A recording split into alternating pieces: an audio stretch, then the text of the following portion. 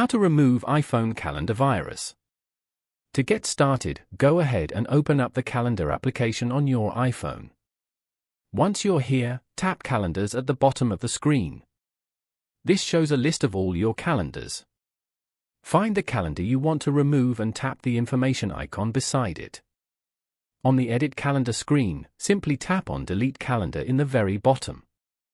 A pop-up will appear and tap Delete Calendar again to confirm your action.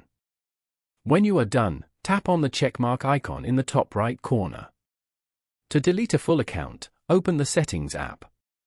Once you're here, scroll down to the end and tap on Apps. You can view all your phone apps over here.